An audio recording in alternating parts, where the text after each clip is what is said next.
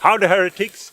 Do you remember the first time that you woke up and realized that you're trapped in the cult of Jehovah's Witnesses? Because in the beginning you believe in the religion, and then you realize that you no longer believe, and then you make up excuses that it's okay to be one of Jehovah's Witnesses because it's nice, there's nice people, and then you come to the point where you see, I'm trapped. Do you remember the moment when you felt trapped? Like when I was a Jehovah's Witness, well, to be honest, and if you're a Jehovah's Witness watching this, you believe in the religion, but deep down inside, you know that you're actually making yourself believe in the religion. You choose what information to take in, and you choose to look away from things that you don't want to believe in. But at one point, when you lose your faith, then you start making up excuses like, well, it's okay to be one of Jehovah's Witnesses because there's nice people, or like once every week I sit down with a watchtower and it gives life a nice rhythm. That's what I used to say. This is for the goats. And so I was making up excuses, and I was saying like, some people go to therapy, but I go to watchtower study once a week, and that gives me, you know, some kind of tranquility, like meditation. There's a lot of nice friends, there's some good morals. And then at one point I felt trapped, and I can pinpoint the exact moment when I did it. I was at the convention. I didn't believe in the religion, but I had to go to the convention. And I was telling myself that, well, this is like our Christmas, this is where I meet family, and you know, it's the best I can do in this situation. But then I was sitting down with a brother, a friend of mine, and you can't really tell a Jehovah's Witness what you believe because he might report you. So I would always do some, you know, test the waters before. And what I did, I was asking him about, we're talking about global warming. That's a good way to test people, because you can see if they believe in science, if they reject it totally. Or this guy, he was kind of cool. He didn't reject science. He didn't say that God's kingdom is gonna fix everything. So I felt safe, and I said, you know, when they study global warming, so this was the thing I was building up for. I was just testing the water. So I said they do a lot of tests, and they core drill on the ice cap. If you took all these pieces of core that have been collected and put them end to end, they're about 2 miles long, and this is a sort of 2-mile time machine. Each layer records what was happening in the Earth's atmosphere at the time the ice was formed.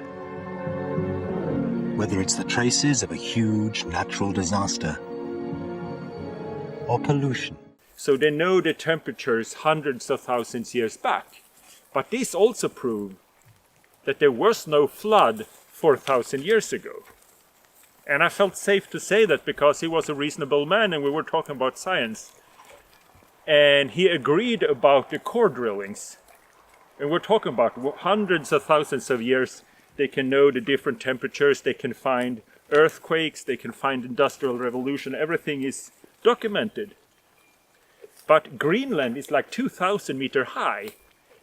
So it must have been covered with water according to the Bible, if that narrative were true. And then the ice would float away and melt, but it's still there. So after he agreed about the core drills and stuff like that, and I turned it into talk about the flood of Noah, and I said, I wonder how long the governing body will keep our current understanding, because I had no thing about leaving that time. So I just said, how long will the governing body keep up our current understanding, because it's easily proven wrong. And his face just turned into robot face and said, do you know the definition of apostasy? The definition of apostasy is a person that disagree with Watchtower. And when you get baptized, you promise to always agree with Watchtower, even if they would change it. So he knew that Watchtower was wrong. He knew I was right, because until I spoke about Watchtower, he agreed with the core drillings and all those facts. But he was willing to report me straight away when I involved Watchtower's doctrine into this argument. And then, Sven, that's the moment, that's the breaking point where I no longer... I'm putting it like this so they will not step on it, because they have parasites on their feet. So that's why I have to put it up. This is Marie Antoinette. She's so nice. They love bark and everything. That's why in the Bible they don't like goats are spread out everywhere. Yeah, because they eat stuff like this. Sheep go together and eat grass, but goats like more shrub. Anyway,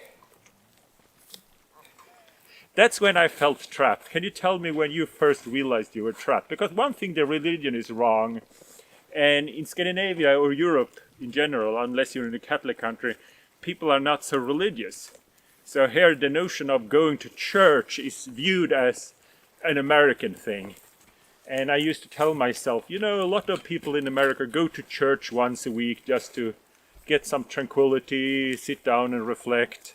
Maybe I can do that too for the rest of my life. It's not so bad. I can't take part of politics, but I can do other stuff. I was making all these excuses why it was okay to be, why it was not so bad to be a Jehovah's Witness, even though I didn't believe. And the reason why I brought up this now is because I have contact with a lot of PMOs.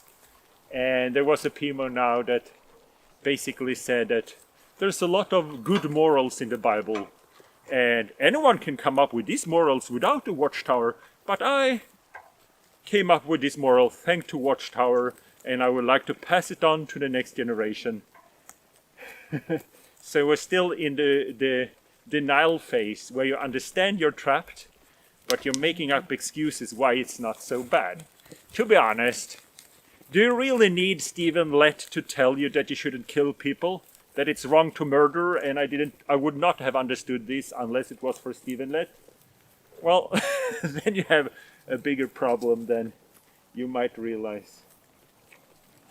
So that's the moment when I felt trapped. And I remember I told my mother, and she also would agree with the core drillings. They drill cores in Greenland that they can document hundreds of thousands of years with no interruption from a global flood. And she agreed with this. And she said, and I said, would it be right that I would be disfellowshipped for just stating out a scientific fact? Because that is a fact, no matter what you believe in global warming, but or if you believe in the Bible, but those core drillings are a well-documented fact.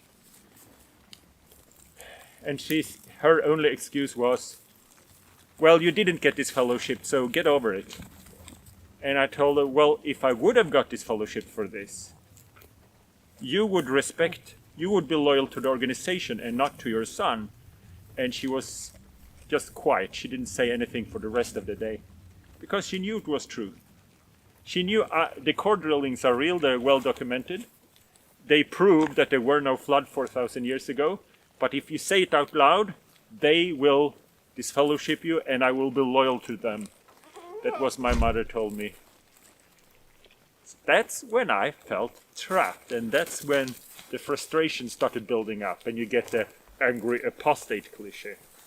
But now I'm a happy apostate cliche. I got a lot of love the last week and a lot of sleep. I've been working like until 5 o'clock and then I go straight to bed and sleep. And that's actually one of the good things with being an apostate. I don't have to go to meetings or anything. I just work and then I slept, and I slept for 1 week and I feel so much better. But I received a lot of love. Thank you very much from me and my goats.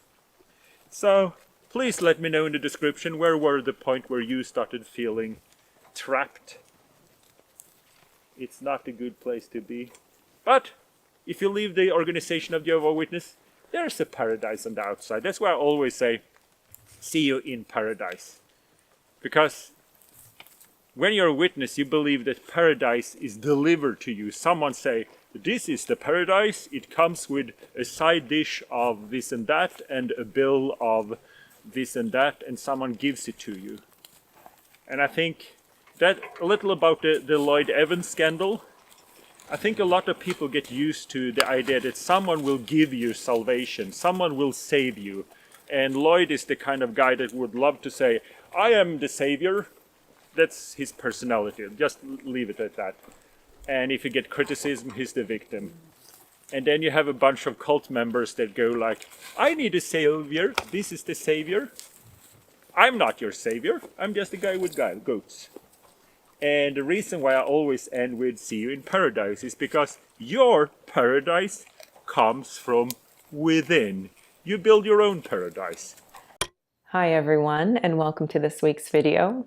If this is your first video with me, my name is Angel Santis. I grew up in the Children of God. I left and I now run this YouTube page on religious trauma. One of the bad things about oppressive religion is that they externalize everything. You have to look outside yourself for God. You have to look outside yourself for permission to do anything from the leaders. You have to look outside yourself for everything, for self-worth, for people to admire. You're never allowed to have yourself be your source. And when that happens, it is easier to leave a cult and just kind of take the mindset and just attach it to another person. And I think that is what might have happened with a lot of people, because you think, oh, this person is giving good information, this person is someone to admire, this person has been through what I've been through, and you just switch the external source instead of switching from an external source to an internal source.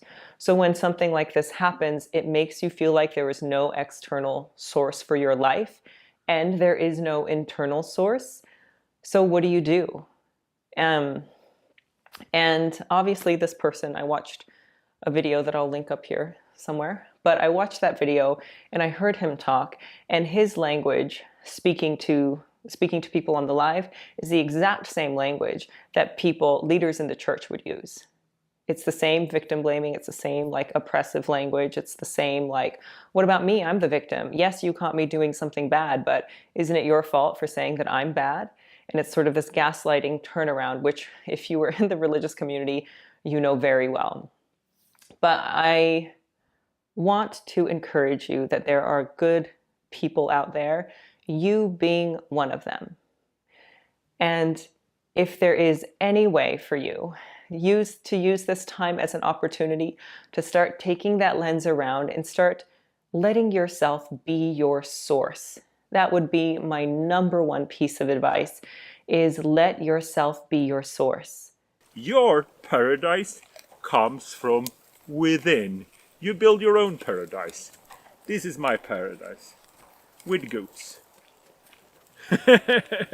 So you don't need me or anyone else to build your paradise. It comes from within. That's a beautiful thought. So don't trade Watchtower with an apostate cult. If you think I'm a cult leader, you came to the... Well, actually I am a cult leader. I started my own cult, but that's nothing to do with this channel. It's called The Shiny Bucket.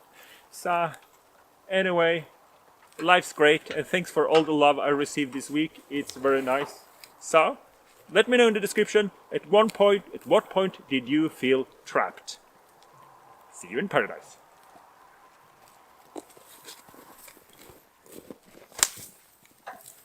Is it good? Yep. Please click like and subscribe. That was everything.